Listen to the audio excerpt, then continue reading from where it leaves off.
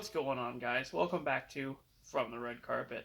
What a crazy episode we have for you today. We finally have a Quantumania trailer. There's an update to all the crazy Ezra Miller stuff going on over at DC. And Jason's back.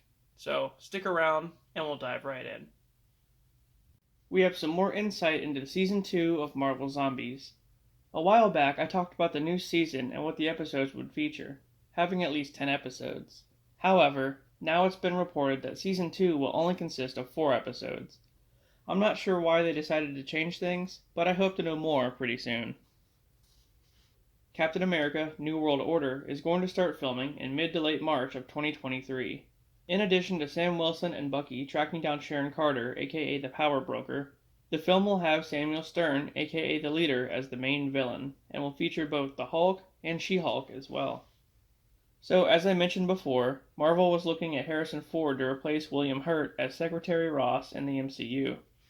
After the original actor passed away, I figured they would retire the character like they did with Chadwick Boseman. But, with Ross being a vital part of the Thunderbolts team, I wondered how they would alter the storyline to go on without him. But now it's been confirmed that Harrison Ford is in fact our new Secretary Ross and will be in Captain America New World Order. Not only that, but he'll appear in the Thunderbolts movie as well. The Ironheart series will follow the events of Wakanda Forever and dive further into the story of Riri Williams as she becomes Ironheart. The series will have the Hood as the main villain, who will be heavily influenced by Agatha Harkness throughout the series. Ever since WandaVision, Marvel fans have been expecting the arrival of Mephisto, an extra-dimensional demon. First, with WandaVision, everyone thought Quicksilver was really Mephisto. Then in Loki. Then in Multiverse of Madness, and he just never showed up at all. But rest assured, because we are finally going to see him in Ironheart as one of the Hood's influences. And he'll be played by Sacha Baron Cohen. They're nice, I like. In addition to that, he'll more than likely make an appearance in Agatha Coven of Chaos as well. Speaking of Coven of Chaos, the series will reportedly be 9 episodes. The series will see Catherine Hahn back as Agatha, and has now added Joe Locke to the series, who will possibly play an older Wiccan. The plot isn't fully known yet, but all I do know is that the series will touch on Agatha living for centuries and using magic to stay young. Also, that she becomes the governess to Franklin Richards, who is the son of Reed and Sue. That's a bit strange, because I don't think the Fantastic Four movie will even be out by then, but I guess we'll have to see. She's also said to tutor the Scarlet Witch in the series, and, given their history, I'm pretty sure that's not a great idea. The show will begin filming on December 5th. Not a whole lot of Fantastic Four news lately, but there is something. Adam Driver has joined the MCU in an unknown role affiliated with the Fantastic Four movie. Could he be our Victor Von Doom? With Marvel looking to do more special presentations, the Silver Surfer might be next in line. Marvel's looking to make a Silver Surfer one-off movie for Disney+, with it debuting a month ahead of the Fantastic Four movie. Could this mean that the Silver Surfer might pop up at some point in theirs? Also, remember when we heard Rami Malek was playing him? We finally have an actor for Wonder Man. The Wonder Man series was announced not too long ago, with no idea as to who is playing the main character. Well, now it's been confirmed that Yahya Abdul-Mateen will in fact be playing Simon Williams, aka Wonder Man. And if you don't know him, he's the guy that played Black Manta, and he was Dr. Manhattan in the Watchmen series, and he was even Candyman in the remake. Also, that Bob Odenkirk from Better Call Saul will be playing another important character, which might end up being Simon's manager. Hey, at least the cast is looking pretty good so far. We have some new set photos for Quantumania. Here we can see Bill Murray as Krylar, the ruler of the Quantum City. Catherine Newton as Cassie Lang, aka Stature, fully in costume. Here's a shot of Paul Rudd back as Scott Lang in his new costume, which looks even more advanced than the previous one. Then, of course, is Evangeline Lilly as Hope Van Dyne, aka the Wasp, now sporting an even more comic-accurate hairstyle and costume. In this one, it looks like they may be fighting Kang. Scott looks a bit roughed up. I really do hope he survives the movie. And of course, I can't leave out Jonathan Majors as Kang. Holy shit, he looks awesome. It's said that this variant in the film is a warrior variant of Kang, so you know it's about to go down. And with that being said, finally, here's the trailer. I used to ask myself a lot of questions. Scott, you're at ex-con. How are you an Avenger? That doesn't make sense. But everywhere I go, people tell me the same thing.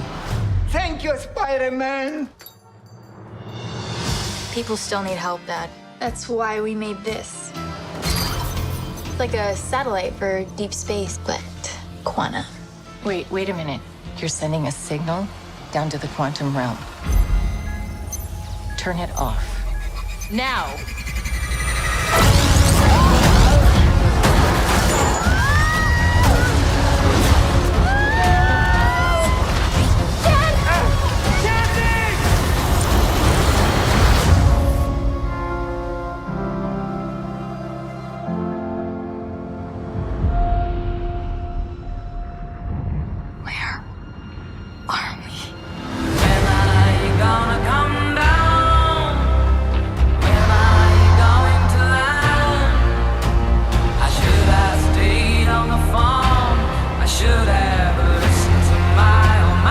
Secret universe beneath ours. What are you so afraid of? There's something I never told you. This place, it isn't what you think.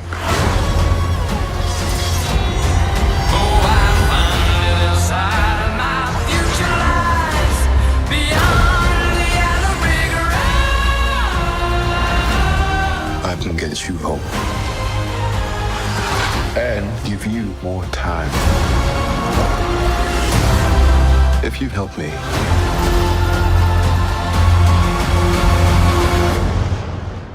so what's it gonna be, Ant-Man?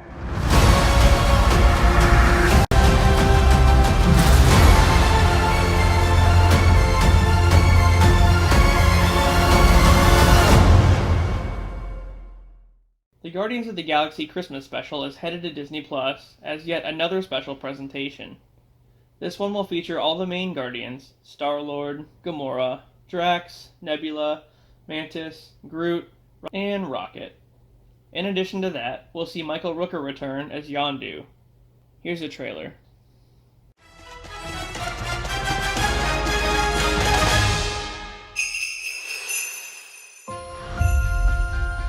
I just saw on the calendar that right now on Earth it's almost Christmas time. We don't have time for trivialities like Christmas. But Peter's so sad about Gamora being gone.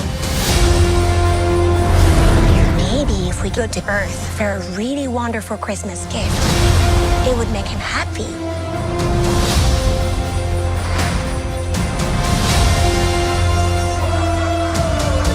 Something special he will never forget. What about someone special? We're looking for the legendary Kevin Bacon. We're looking for the legendary Kevin Bacon. I just said that, Drax. But your voice is small and mousy. I think maybe he didn't hear you. You're coming with us as a Christmas present.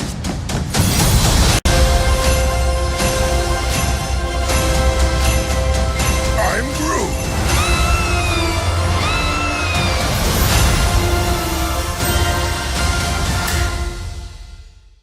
In some DC news, the Zatanna series will no longer be streaming on HBO Max.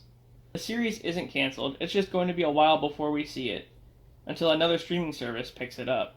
I'm not sure what happened there, but it's pretty odd because I thought it had to be put out by Warner Brothers. But, oh well. So much for the Flash movie. Ezra Miller is now facing 26 years in prison and a $2,000 fine for felony burglary charges in Vermont.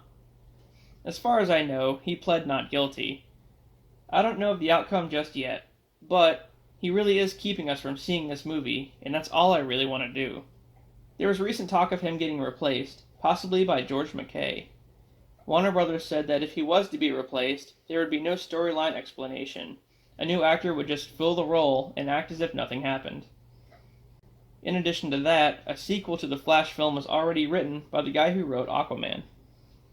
With all the Ezra Miller drama going on, and the Flash movie and Purgatory, it was unclear if we'd ever even see the movie.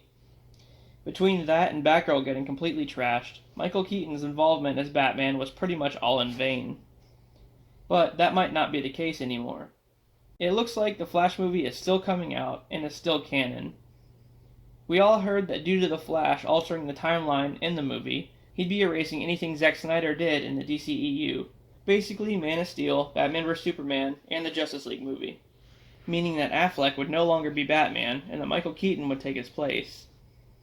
As of now, this is still kind of true. However, now it's being said that both Batmen will coexist in the universe.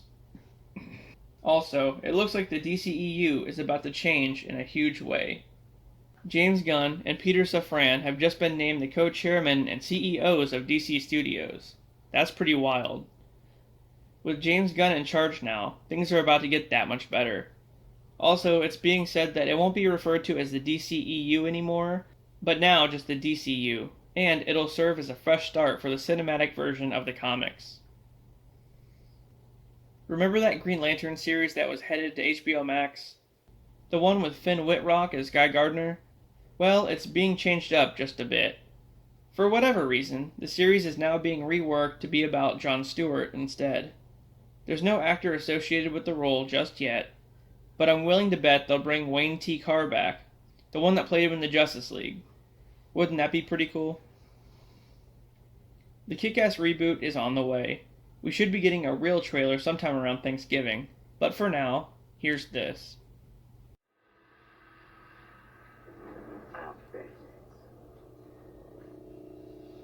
What? Man, fuck, what do you want me to say? That I'm truth, justice, the American way? Look, what do you want, underwear on the outside of my pants to make you feel better?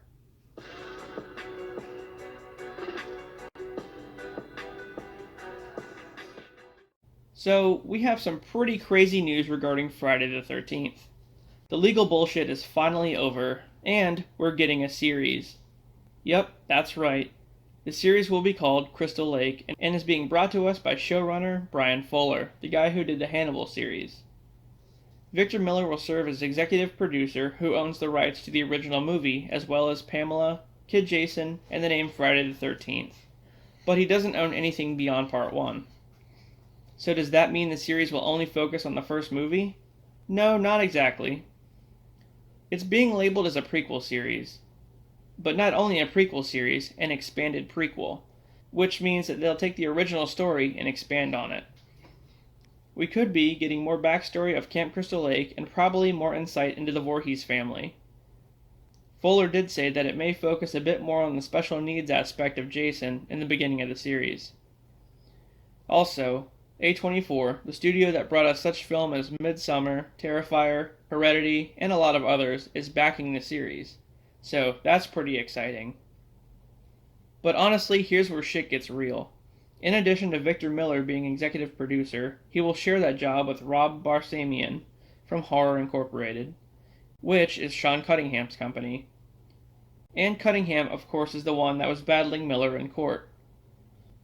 Cunningham pretty much owns everything from Part 2 onward in the series, aside from the name Friday the 13th. So, more or less, he owns Hockey Mask Jason. So what does this mean for the series? It means not only are we getting Pamela and Kid Jason, but the Jason we all know and love as well. In an interview with Fangoria magazine, Fuller stated that we would see many different manifestations of Jason throughout the series, which makes me think they'll take elements of all the Friday movies and combine them into one story. The first season is said to be 10 episodes, so if they start off with the Pamela storyline, they could possibly end with Jason in space. I don't know if that's the route they'll take, but who knows.